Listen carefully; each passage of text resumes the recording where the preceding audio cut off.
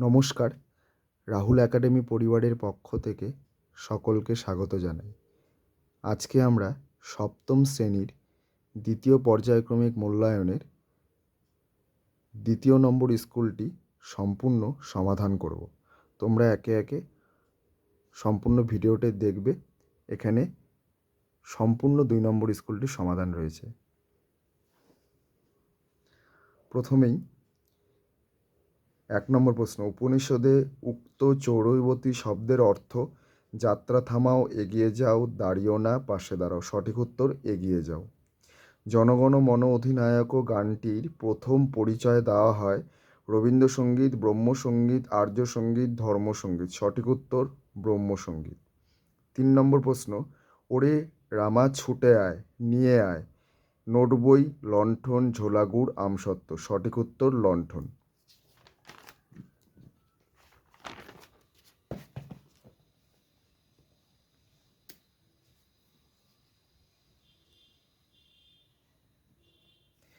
ব্যস্ত ঘড়ির কাঁটা থেমে গেছে, শহরে নগরে লাজুক গায়ে বাগানে। সঠিক উত্তর লাজুক গায়ে। শুদ্ধ বানানটি চিহ্নিত করো।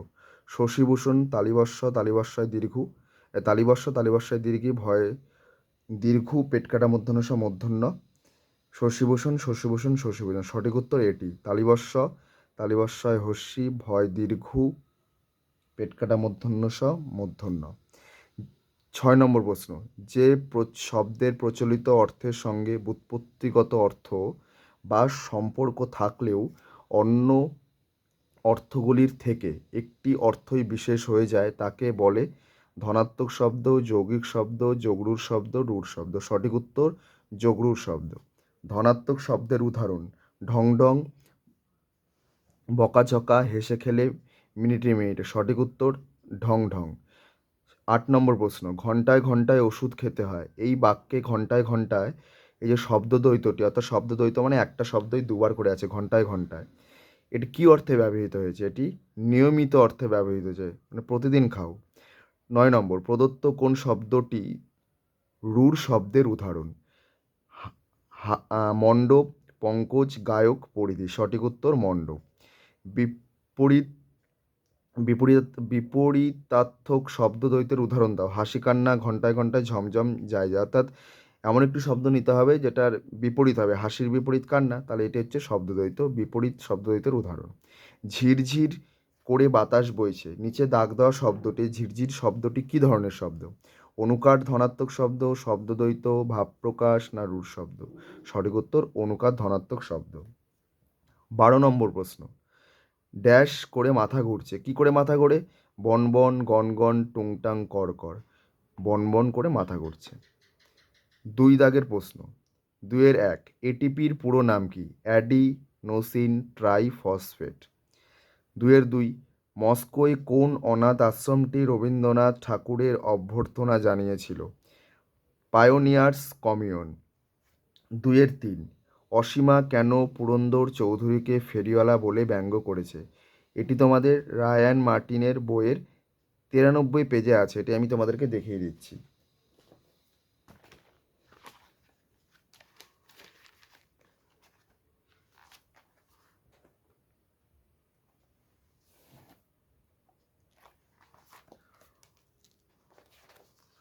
এই যে এই উত্তরটি হবে, বৃষ্টিবিজ্ঞানী পুরন্দর চৌধুরী মেঘ চুরি করে তাকে পণ্য বানিয়েছিলেন, এ কথা ভেবেই অসীমা পুরন্দরকে ফেরিওয়ালা বলে ব্যঙ্গ করেছে।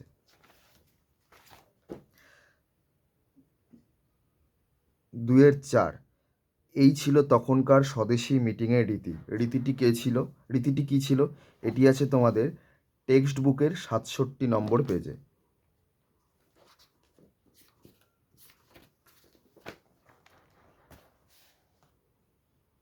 এই দেখো এখানে আছে, এই ছিল তখনকার স্বদেশী মিটিংয়ের রীতি। কী ছিল? এই যে নেতাজির বক্তৃতার আগে নজরুলের গান গাইতে হবে, এটিই ছিল তখনকার স্বদেশী মিটিংয়ের রীতি। 2-5, স্মৃতিচিহ্ন কবিতাটি কার রচনা? কামিনী রায়। 2-6, ভালো কোনো কথা শুনলে কবিতার লোকটি কী করে? চটপট লিখে ফেলে। 2-7, চিরদিনের কবিতায় কোন কোন জীবিকার মানুষের কথা আছে? কৃষক, কামার, কুমোর। তালের শাড়ি কোথায় আছে? জোড়া দিঘির পাড়ে। সপ্তাহে কবার পোস্ট অফিসে যায়? 3 বার। কালো চাদর মুড়ি দেওয়া লোকটি আসলে কে? ঘড়িয়াল। সরাইখানায় কি কি খাবার পাওয়া যেত? হাত রুটি ও স্বর্গের শুরুয়া। স্বর্গের শুরুয়া নামকরণটি কে দিয়েছিল? জাদুকর। 3-1। এই দুই প্রিয় মানুষকে এত কাছ থেকে দেখব কোনোদিনও ভাবিনি। উদ্ধৃতাংশটি কোন রচনার অন্তর্গত? এই লাইনটি কাজী নজরুল ইসলাম থেকে নেওয়া হয়েছে। কাজী নজরুল ইসলাম। লেখকের দুই প্রিয় মানুষ কে কে? নেতাজি ও কাজী নজরুল ইসলাম। 3-2 আমাদের নিজেদের শরীরের মধ্যেও একরকম ভবঘুরে সেল আছে। কোন সেলের কথা বলা হয়েছে? শ্বেত রক্তকণিকা। সেলটিকে ভবঘুরে কেন বলা হয়েছে? এটা রয়েছে রায়ান মার্টিনের 76 নম্বর পেজে। তোমাদের আমি উত্তরটা দেখিয়ে দিচ্ছি।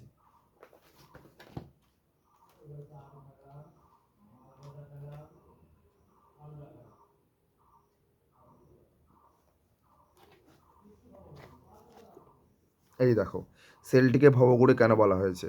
ভবঘুরে যেমন এক জায়গা থেকে আরেক জায়গায় ঘুরে বেড়ায়, ভবঘুরে মানে এক জায়গা থেকে আরেক জায়গায় ঘুরে বেড়াবে, তেমনি আমাদের দেহের ভেতর একরকম সেল বা কোষ আছে, তবে তাদের একটা উদ্দেশ্য আছে। কি উদ্দেশ্য? তারা দেহে প্রবেশ করা যে জীবাণু থাকে আমাদের, তাকে নাশ করে বা বহিঃশত্রুকে নাশ করে, শরীরের এ প্রান্ত থেকে ও প্রান্ত পর্যন্ত ঘুরে বেড়ায় বলেই তাদের বলা হয় ভবঘুরে বলা হয়েছে।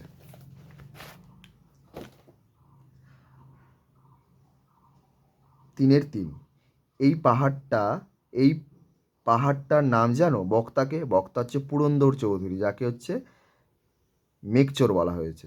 তিনি কাকে এই প্রশ্ন করেন? তিনি অসীমাকে এই প্রশ্ন করেন। শ্রোতা তার উত্তরে কি জানিয়েছে? শ্রোতা উত্তরে জানিয়েছিল এটি হচ্ছে মাউন্ট চেম্বারলিন। 4-1 বলবে কি তোমরাও নোট বই পড়োনি?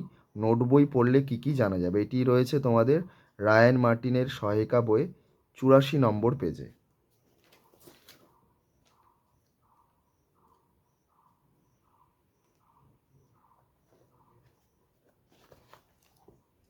নোট বই এই উত্তরটা।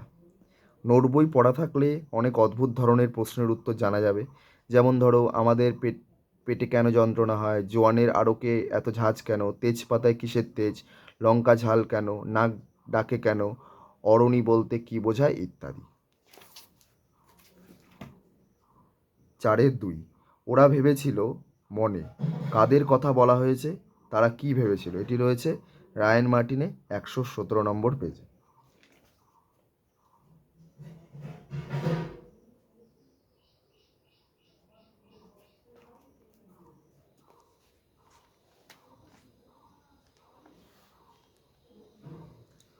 ওরা ভেবেছিল মনে, কাদের কথা বলা হয়েছে? স্মৃতিচিহ্ন কবিতায় ওরা বলতে যশ ঐশ্বর্যলোভী ব্যক্তিদের কথা বলা হয়েছে, যারা খুব লোভী।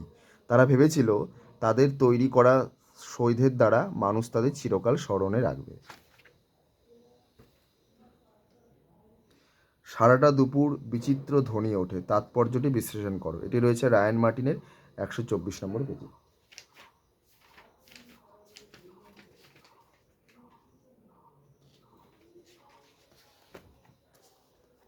এই যে উত্তরটি হবে।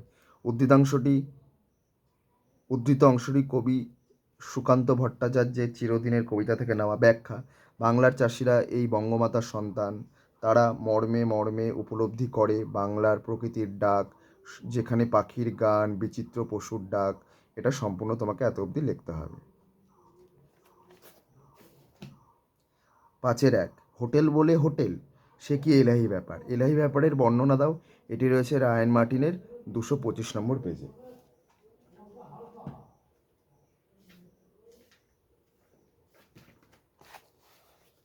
এই যে হোটেল বলে হোটেল, মাকু গল্পে এই এলাহি হোটেলের বর্ণনা আছে।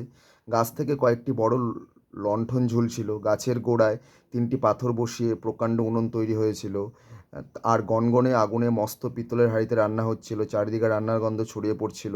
মাথার ওপর ডালপালার ফাঁক দিয়ে চাঁদের আলো এসে পড়ছিল। বটগাছের নিচু নিচু ডালে সারি সারি লোক পা ঝুলিয়ে বসেছিল। কাঁচা কাঠের তক্তা ফেলে তাতে খাওয়া দাওয়া চলছিল। মনে নেই? আজ রাতে আমার জন্মদিনের ভোজ, সকলের নেমন্তণ। কার জন্মদিন? হোটেলওয়ালার জন্মদিন। সেদিন কী কী রান্না হবে? সেদিন কী কী রান্না হবে, এটা রয়েছে টেক্সট বইয়ের 23 পেজ, অর্থাৎ টেক্সট বই হচ্ছে মাকু বই।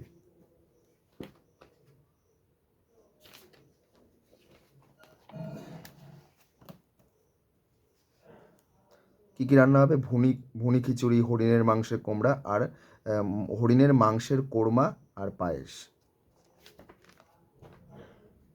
5-3 বাঘ ধরার ফাঁদটি কেমন দেখতে? এটি আসলে কি? এটা রয়েছে রায়ান মার্টিনের 232 নম্বর পেজে।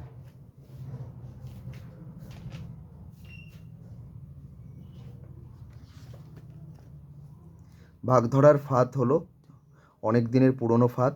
আগে যখন এখানে বসতি ছিল তখন গায়ের লোকেরা এই ফাঁদ বানিয়েছিল। মাটিতে দু মানুষ গভীর গর্ত করে তার উপর কাঠকুটো লতাপাতাতে ঢেকে রাখা হতো।